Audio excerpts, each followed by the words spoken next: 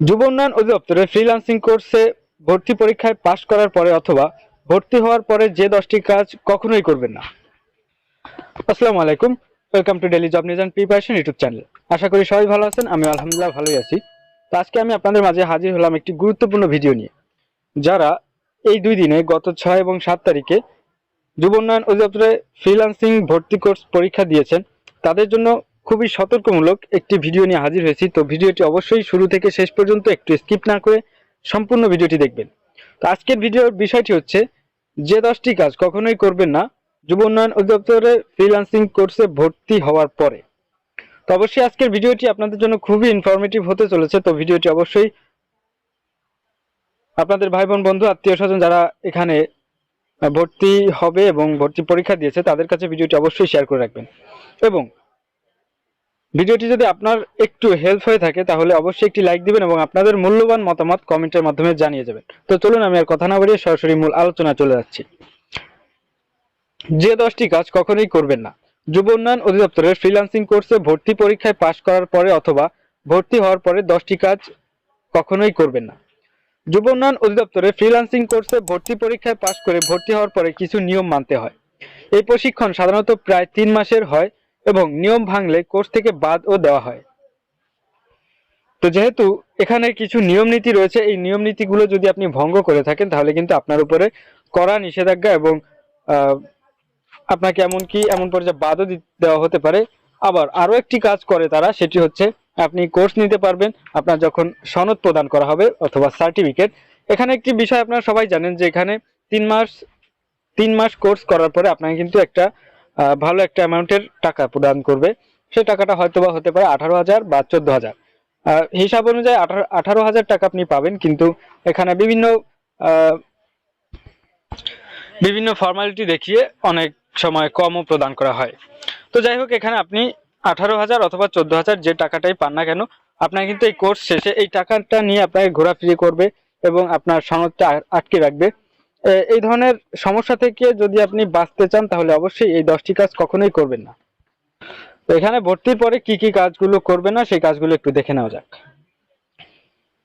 নিচে ভর্তি হওয়ার পরে 10টি কাজ করা যাবে না, সেই কাজগুলো হচ্ছে: 1 নম্বরে ক্লাস ফাঁকি দেওয়া যাবে না। প্রথম যে ইম্পর্টেন্ট যে স্টেপটা, সেই বিষয়টি হচ্ছে কখনো ক্লাস ফাঁকি দেওয়া যাবে না, কারণ প্রশিক্ষণে নিয়মিত উপস্থিত বাধ্যতামূলক। তো এখানে কিন্তু আপনাদের প্রতিদিন হাজিরা শিট মেইনটেইন করে ক্লাস নেওয়া হবে। তো আপনাদের প্রতিটা ক্লাস খুবই মনোযোগ দিয়ে এবং ভদ্রতার সাথে ক্লাসগুলো দেখতে হবে এবং ক্লাস করতে হবে। 2 নম্বর স্টেপটি আছে দেরি করে ক্লাসে আসা যাবে না। তো ফাঁকে আমি 1 নম্বর স্টেপের একটা কথা বলে রাখি। যদি আপনার কখনো মনে হয় যে আপনি একটা ক্লাস করতে পারবেন না, সেই বিষয়টি আগে আপনার যে প্রশিক্ষণ কর্মকর্তা সেখানে থাকবে বা আপনাদের যে ক্লাসটি করাবে সেই প্রশিক্ষকের কাছ থেকে ছুটি নিতে পারবেন বা তাকে আগে থেকে অবগত করে রাখলে তাহলে আপনার এখানে কোনো সম্ভাবনা মানে ভুল বা কোনো ঝুঁকি হওয়ার কোনো সম্ভাবনা থাকবে না। 2 নম্বরে হচ্ছে দেরি করে ক্লাসে আসা যাবে না। নির্দিষ্ট সময় ক্লাসে উপস্থিত থাকতে হবে। অবশ্যই এখানে ভর্তি হওয়ার পরে আপনাদের প্রত্যেকেরই নির্দিষ্ট সময়ে ক্লাসে উপস্থিত থাকতে হবে, কারণ এখানে আপনারা কিন্তু কোনো এক্সকিউজ দেখাতে পারবেন না যে আপনার আপনাদের যেহেতু তারা আসা যাওয়ার জন্য একটা ভাতা প্রদান করবে বা গাড়ি ভাড়া প্রদান করবে এবং আপনাদের সকালে খাবার, দুপুরে লাঞ্চ, বিকালে নাস্তা সবকিছুই তারা দিচ্ছে। তো আপনার নির্দিষ্ট টাইমে এবং ক্লাস করতে অসুবিধা কোথায়? তো আশা করি বিষয়টি বুঝতে পেরেছেন। তো দেখুন, আপনি এখানে পরীক্ষা দিলেন, আবেদন করলেন, লিখিত পরীক্ষা দিলেন, মৌখিক পরীক্ষা দিলেন। এই পরীক্ষাগুলো দেওয়ার পরে আপনি এখানে পাশ করলেন, পাশ করে ভর্তি হলেন। এতটা কষ্ট করে আপনি যখন এখানে ভর্তি হওয়ার পরে যদি আপনি কিছু ক্লাসও করলেন, তখন যদি আপনি বিভিন্ন ধরনের সমস্যার সম্মুখীন হন তখন কিন্তু আপনার মানসিক দিক থেকে অনেকটা চাপে পড়বেন বা অনেক কষ্ট পাবেন। এবং দ্বিতীয় বিষয়টি হচ্ছে যখন তারা আপনার সার্টিফিকেটটা আটকে রাখবে অথবা আপনার পেমেন্টটা যে যাতায়াত ভাতা, এই ভাড়াটা যখন আপনার আটকে রাখবে, এখানে যারা ভর্তি হবে অনেকেই কিন্তু চিন্তা করতেছে যে আপনি আপনার বাড়ির বা সকল কার্যক্রম বন্ধ রেখে আপনি এই প্রশিক্ষণটা নেবেন, যার কারণে আপনি এখান থেকে আপনার ওই ফ্রিল্যান্সিং কোর্সটাও শিখতে পারলেন এবং 3 মাসে 20,000 টাকা পেলেন।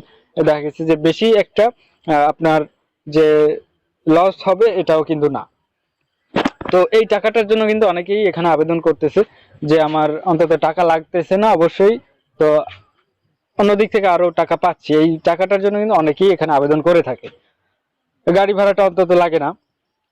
তাছাড়া এই গাড়ি ভাড়া দিয়েও কিছু টাকা উদ্বৃত্ত থাকে যেটা নিজেদের ব্যক্তিগত কাজে লাগানো যায়।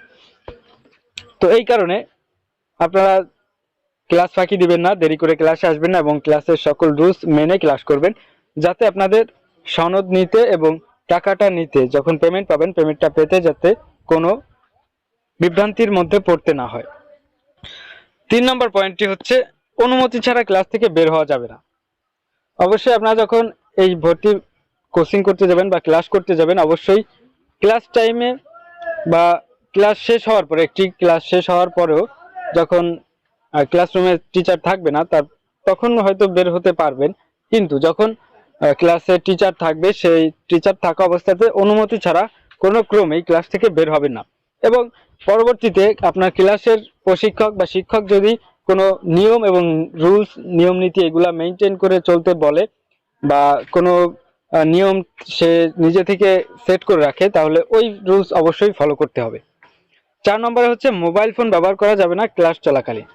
অবশ্যই মোবাইল ফোন আপনারা ক্লাস চলাকালীন মোবাইল ফোন সাথে নিতে পারবেন এবং সবকিছু করতে পারবেন যদি প্রয়োজনীয় কোনো কাজ থাকে, কিন্তু আপনারা ক্লাস চলাকালীন সময়ে ব্যক্তিগতভাবে কোনো ফোন ব্যবহার করতে পারবেন না বা ব্যক্তিগত কোনো কাজ করতে পারবেন না। যদি করেন মানে চুরি টুরি করে তো করাই যায়, তো যদি করেন তাহলে পরবর্তীতে সমস্যা হতে পারে। কারণ আপনারা এখানে যারা মানে ভর্তি হবেন তারা কিন্তু তাদের কাছে ওই সময়টা পর্যন্ত মানে আপনাদের বাধ্যবাধকতা রয়েছে, সেটি হচ্ছে যতক্ষণ না আপনারা এখান থেকে ফ্রিল্যান্সিং কোর্সের সনদটা পাচ্ছেন এবং যতক্ষণ না পর্যন্ত আপনাদের পেমেন্টটা তারা দিচ্ছে ততক্ষণ পর্যন্ত কিন্তু আপনারা তাদের কাছে মানে তাদের কথা শুনতে বাধ্য থাকবেন। 5 নম্বরে হচ্ছে অন্যের আইডি বা কাজ কপি করা যাবে না। তো যখন আপনাদের কাজ শেখানো হবে তখন অন্যের আইডি বা অন্যের কোনো কাজ কপি করবেন না, নিজের মতো করে কাজ করবেন। তো এখানে এই কপি করলেও বেশি একটা কোনো সমস্যায় পড়তে হবে না যদিও। তো এটা হচ্ছে একটা নিজের দক্ষতা বাড়ানোর জন্য এই কাজটি করবেন যে অন্যের আইডিয়া বা অন্যের আইডি বা অন্যের কাজ কখনোই কপি করবেন না। 6 নম্বর হচ্ছে প্রশিক্ষকের সাথে অসৌজন্যমূলক আচরণ করা যাবে না। প্রশিক্ষকের সাথে অবশ্যই সবসময় সদা বিনয়ীভাবে আচরণ করতে হবে এবং সৌজন্যমূলক আচরণ করতে হবে, কখনো অসৌজন্যমূলক আচরণ করবেন না। 7 নম্বরে আছে প্রশিক্ষণ কেন্দ্রের কম্পিউটার বা যন্ত্রপাতি নষ্ট করা যাবে না। তো এই যন্ত্রপাতিগুলো যখন আপনারা ব্যবহার করবেন খুবই সচেতনতার সাথে ব্যবহার করবেন এবং মার্জিতভাবে ব্যবহার করবেন। অনেকে আছে যে উটকো মেজাজি হয়ে থাকে বিভিন্ন একটা সমস্যার কারণে, দেখা গেল যে কম্পিউটার নিয়ে কাজ করতেছে মাউসটাকে ছুঁড়ে ফেলে দিল বা নিজের খাতা বা কলম এটাকে টেবিলের পরে ছুঁড়ে মারা বা মানে উচ্ছৃঙ্খল, যেটাকে বোঝায় উচ্ছৃঙ্খল ভাবে কোনো কাজ করা যাবে না। সবসময় সৌজন্যমূলক কাজ করতে হবে এবং সবসময় খেয়াল রাখতে হবে প্রশিক্ষণ কেন্দ্রের কম্পিউটার বা যন্ত্রপাতি কোনোভাবে নষ্ট না হয় ইচ্ছাকৃতভাবে। এখন যদি কোনো একটা আপনি কাজ করতেছেন সেক্ষেত্রে যদি নষ্ট হয় বা যন্ত্রপাতি কিছু হয়ে যায় তখন কর্তৃপক্ষকে অবগত করতে হবে। 8 নম্বরে হচ্ছে কোর্সের অ্যাসাইনমেন্ট বা প্রজেক্ট জমা না দিয়ে ফাঁকি দেওয়া যাবে না। অবশ্যই আপনারা যখন এই ক্লাসে অ্যাটেন্ড করবেন প্রতিদিনের ক্লাসের যে কাজ থাকবে সেই কাজটি অবশ্যই কমপ্লিট করবেন এবং কোর্সের অ্যাসাইনমেন্ট বা প্রজেক্ট যদি থাকে বা আপনাদের করতে দেওয়া হয় এগুলো অবশ্যই জমা দিবেন এবং প্রপারলি করে টাইম টু টাইম জমা দিবেন।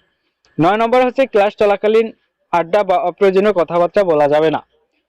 এটা প্রত্যেকটা ক্লাসের একটি রুল যে ক্লাস চলাকালীন সময়ে আড্ডা বা অপ্রয়োজনীয় কথাবার্তা বলা যাবে না। এখানে কিন্তু আপনি প্রশিক্ষক বা ওখানে যারা স্যাররা থাকবে তাদের কাছে হাইলাইট হয়ে থাকবেন। 10 নম্বর হচ্ছে কোনো ধরনের অসৎ আচরণ বা শৃঙ্খলা ভঙ্গ করা যাবে না। এটা হচ্ছে ফাইনাল। কখনো কোনো কাজের মাধ্যমে বা আপনার ব্যবহারের মাধ্যমে তাদের কোনো রুলস বা তাদের কোনো প্রকার নিয়ম নীতি ভঙ্গ হয় এই ধরনের কাজ করা যাবে না। এসব নিয়ম সাধারণত রাখা হয় যাতে প্রশিক্ষণার্থীরা ঠিকভাবে দক্ষতা অর্জন করতে পারে এবং ফ্রিল্যান্সিং কাজ শিখে কর্মসংস্থান তৈরি করতে পারে। তো এটা কিন্তু সবকিছুই করা হয় আপনাদের ভালোর জন্য এবং এই পানিশমেন্টটাও কিন্তু আপনাদের ভালোর জন্য করা হয়।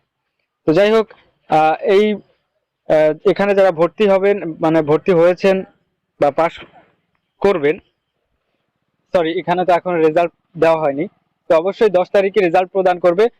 যদি ওয়েবসাইটের মাধ্যমে তাদের ওয়েবসাইটের মাধ্যমে প্রকাশ করে, তাহলে অবশ্যই daily job news and preparation YouTube চ্যানেলের মাধ্যমে আপনাদের ফলাফল জানিয়ে দেওয়া হবে। এবং যদি তারা এইভাবে না দেখায়, তাহলে অবশ্যই আপনাদের মোবাইল ফোনের SMS এর মাধ্যমে তারা আপনাদের ফলাফলটি জানিয়ে দিবে। তো সকল প্রকার আপডেট পেতে daily job news and preparation YouTube চ্যানেলটি সাবস্ক্রাইব করে সাথেই থাকবেন। আর আজকের এই ভিডিওটি আপনার জন্য একটু হেল্প হয়েছে যদি মনে করে থাকেন, তাহলে অবশ্যই ভিডিওতে একটি লাইক দিবেন এবং আপনাদের মূল্যবান মতামত কমেন্টে জানাবেন, এবং আপনাদের ভাই বোন বন্ধু আত্মীয় স্বজন এবং এখানে যারা ভর্তি ইচ্ছুক বা ভর্তির জন্য পরীক্ষা দিয়েছে তাদের কাছে ভিডিওটি শেয়ার করে অবশ্যই তাদেরকেও জানিয়ে দেওয়ার চেষ্টা করবেন।